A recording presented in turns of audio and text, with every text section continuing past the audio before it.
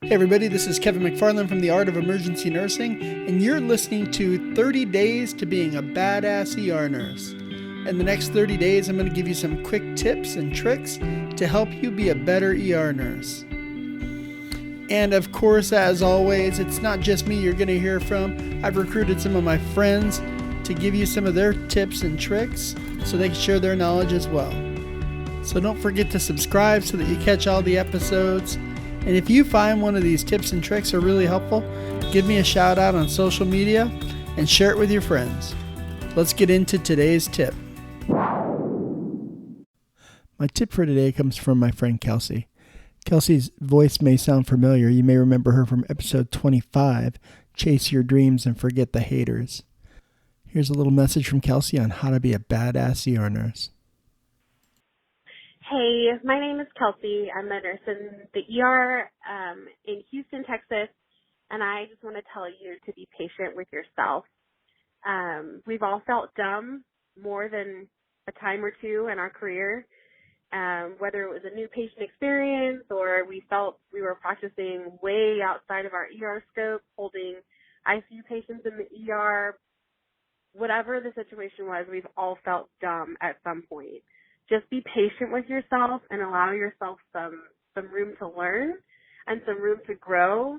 And remember that the next time you come across this, you won't be nearly half as dumb as you are now. Good luck. Thanks, Kelsey, for that great tip. It's so true that so many times in the ER, you're going to run across things that you may not be 100% sure of. You may sometimes feel dumb. You may feel like you don't know stuff. But what I'll tell you is you'll be a much safer nurse, a much better nurse if you ask for help. Don't be afraid to ask for help from your peers, whether they're someone who's newer, someone who's younger, someone who's in the same place you are. Always ask for help if you're not sure, because I'd rather you be sure or be more sure and get some help than do something that may potentially harm the patient. Even now, with a few years under my belt, there's sometimes that I still feel dumb, and sometimes I have to ask people for advice on different things.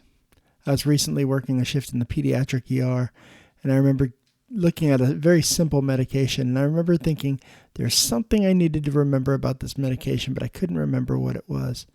So I went and I asked one of my peers, and one of my peers told me the kind of key thing I needed to give that medication. Had I not asked, I could have potentially harmed the patient. So, never be afraid to be dumb.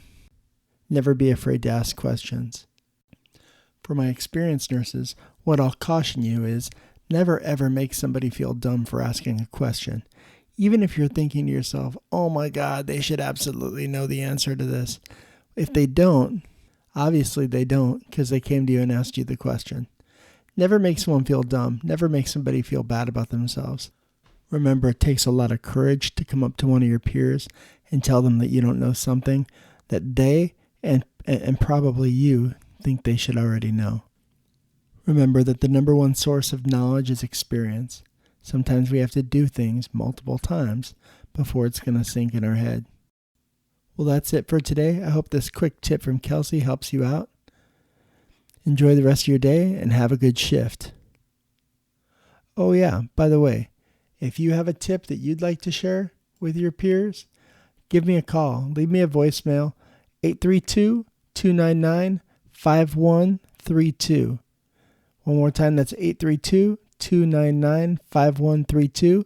That number is a voicemail message for the Art of Emergency Nursing. You can leave me a voicemail, and your voicemail may end up on a podcast just like this one. I look forward to hearing your tips. Thanks for listening, and again, have a good shift. Thanks for listening to the Art of Emergency Nursing podcast. Make sure to subscribe to the podcast and follow us on Facebook.